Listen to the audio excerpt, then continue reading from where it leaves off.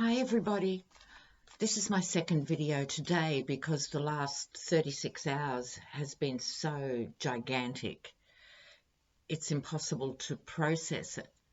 I was looking at MSNBC and news anchors were saying the same thing. There's just so many stories to cover.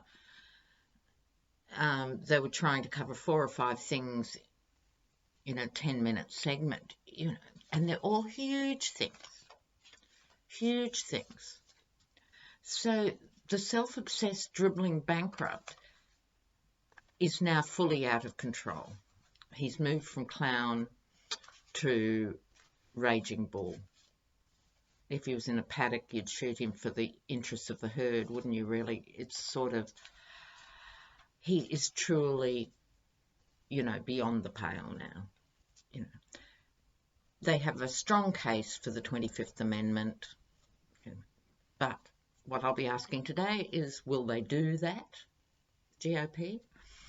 But it also, look, it got me thinking about the GOP's war on working people that's making me really cranky. And you know how I get when I get into cranky auntie mode, And I want to take a moment to condemn, in particular, Scott Perry, GOP lawmaker. And when the looming shutdown was mentioned and 800,000 people will be furloughed and not paid over Christmas, and he said he didn't believe government workers were down to having to think and work payday to payday. He just didn't believe it. There was a survey done last year where 76% said they did live payday to payday and 56% said they were overwhelmed with debt. America has the highest incidence of the working poor in any developed country. That's alongside the highest incidence of teenage pregnancy and a lot of other things that dovetail into the Republican agenda. But people are struggling and they just don't get it. Paul Ryan, who really hates the poor,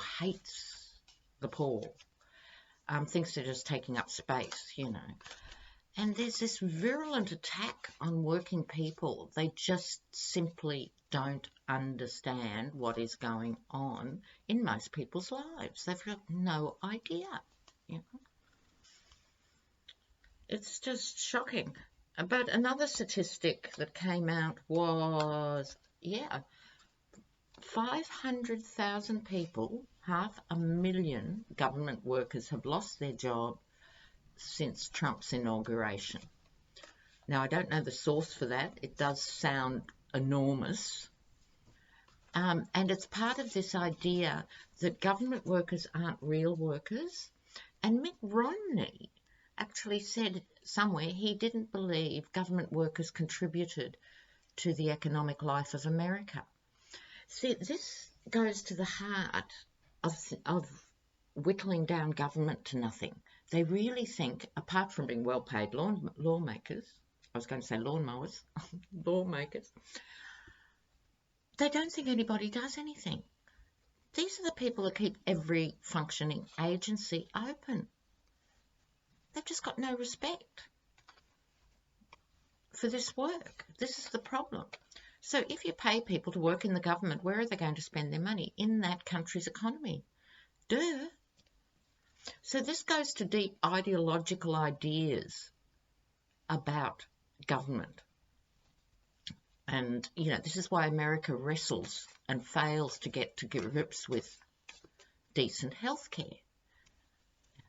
I saw Michael Moore, the documentary maker, being interviewed by a Canadian reporter, I think it was again on MSNBC, and that reporter said his father had just had a stent put in his heart for the same cost as parking the car for the family because they have a real healthcare system.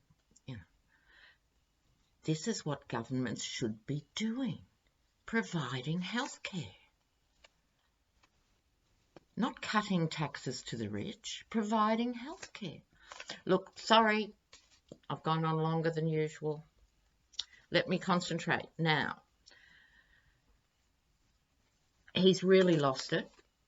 on Fox and Friends, his only friends, one of the, what do you call them? They're not journalists, whatever they are, you know, things there that are disguised as commentators. Even they on Fox and Friends turned, and one of them said, only a child would think that ISIS has been defeated. So Trump would have woken up this morning to that.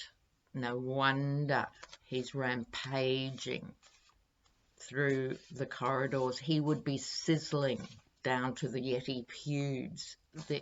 There'd be no holding him back now. Oh, Lord. So, will the GOP use the 25th Amendment?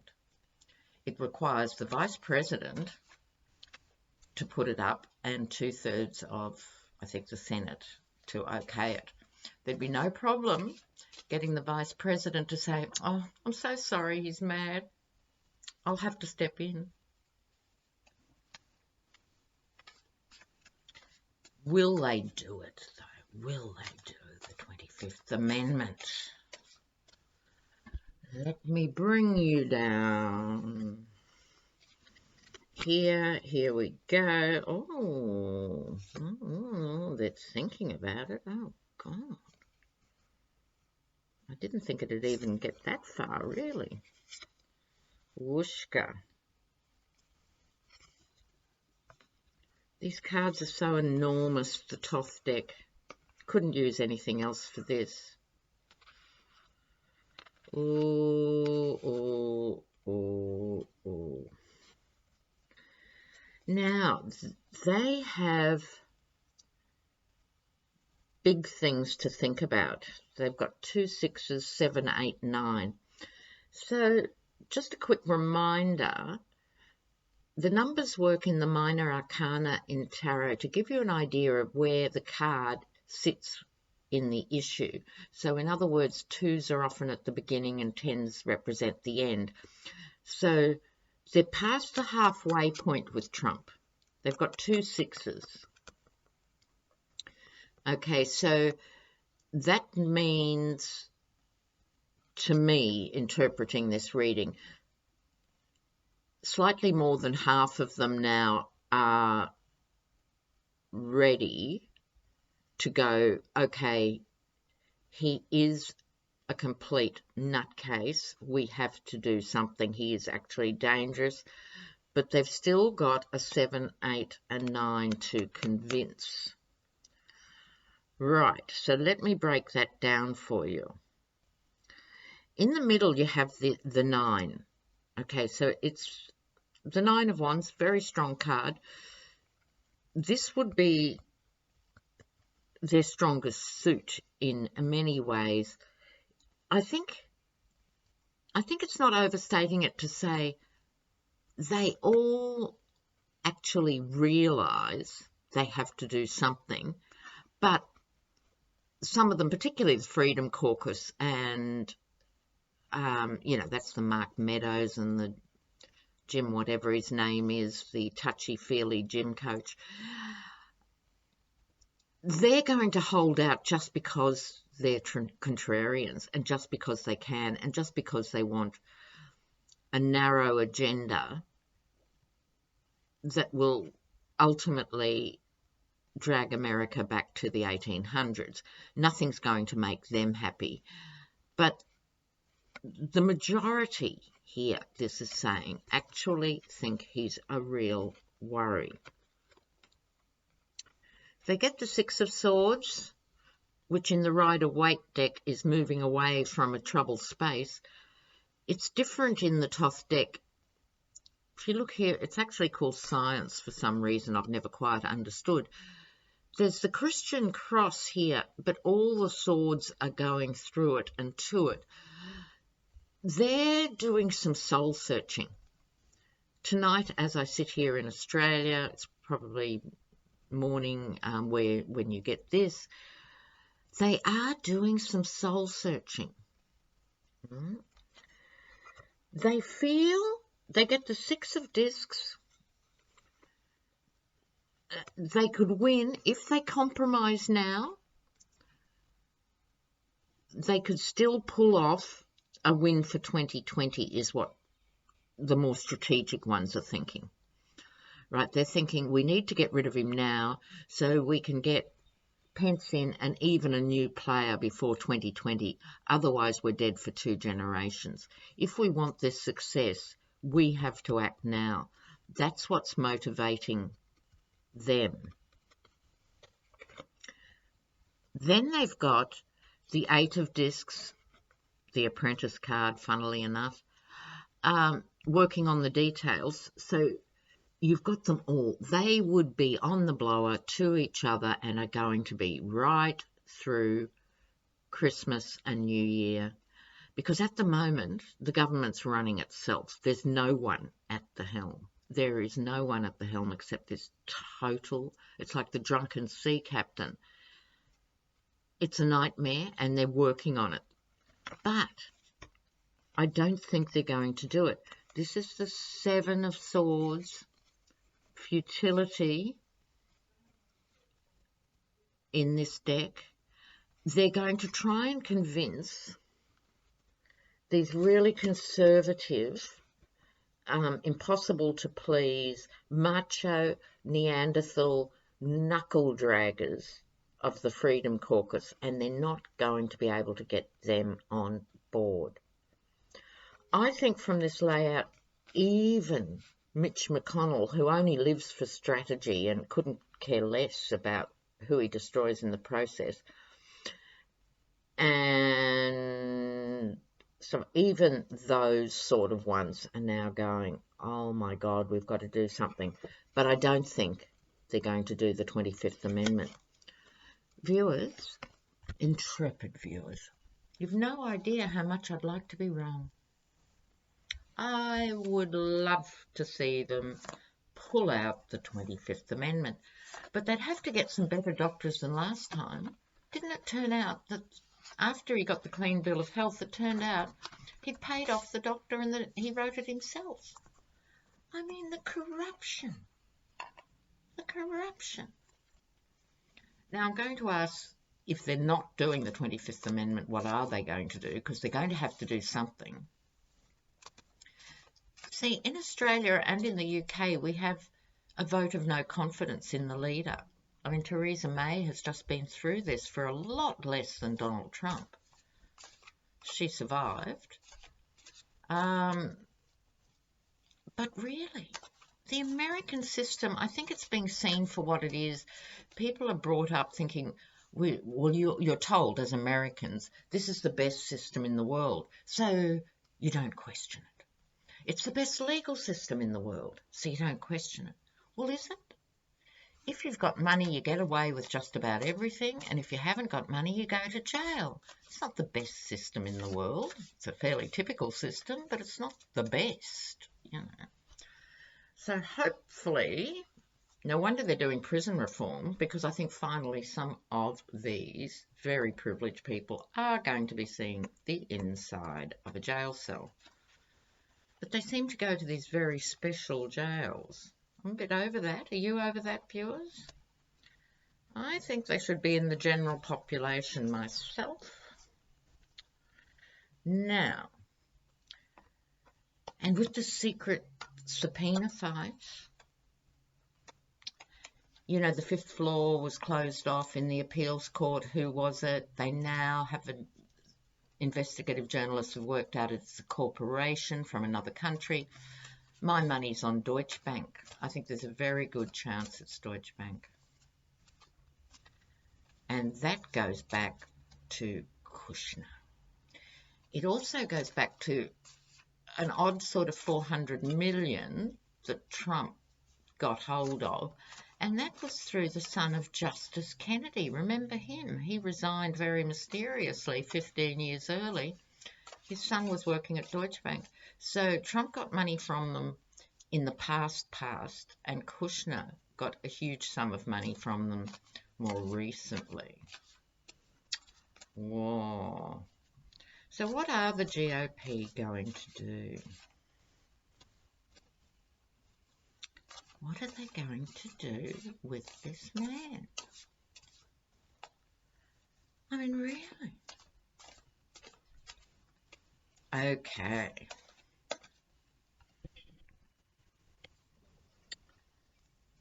I'm going to do a past, present, future, I think, because we need to get a sense of where this is going.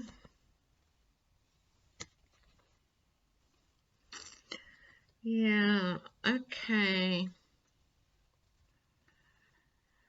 All right, so what we have here, this is the past. This is the GOP relationship with Trump, based on lies and deceit. That was him lying and deceiving them. That was them lying and deceiving the public. It was all sorts of lies and deceit, no shortage of lies and deceit. Okay. But they came to a truce about him. This is the truce card. Remember the never Trump Republicans and so forth? Very few people actually liked him because he was so crude and vulgar and so incompetent. And many of them could see that he was a con man. But they came to a truce because they saw they could get in with him. So no mysteries there. Okay, so that's the past. Now, the present, they got what they wanted, the Ace of Cups. They got the stupid tax breaks that are going to bankrupt the nation. Awesome. Cause to celebrate. Now, still in the current, the card they just got, I'm not surprised it's recurred, working on the fine print of how to get rid of him. They are seriously thinking about it. In the future, what's at stake for them, the star, everything, that's the hope and inspiration they hold. If we can do something, we can save this. It's as I was just describing in that mini reading. They're now thinking, and this is a lot of people who probably weren't thinking this way a week ago, are now thinking, we've got to save the party.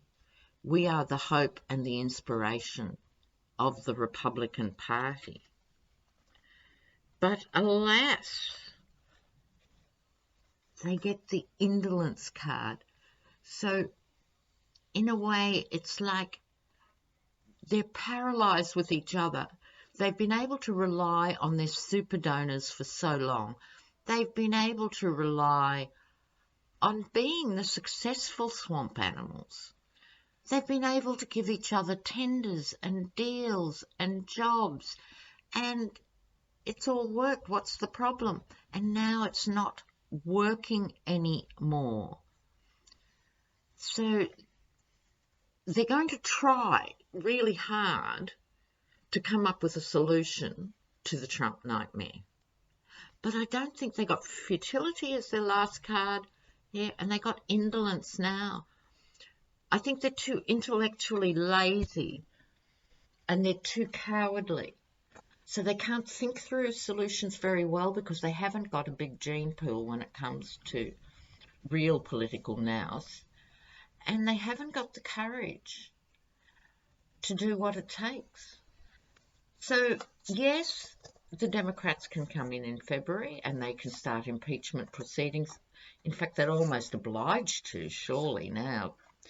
But I've not been a fan of impeachment, and I don't see why the Democrats should get landed with being the boring party that just makes everyone watch 2 years of some horrible court thing. It needs to come from the Republicans, and frankly, they're not up to it. They're not up to it. Well, guys, I love you as always. Wish you were here in Australia. Mwah. All right, I'm sure as I go to sleep tonight, I'll wake up to another raft of things. I've been trying to get back to Canada with the Chinese stuff. There is so much.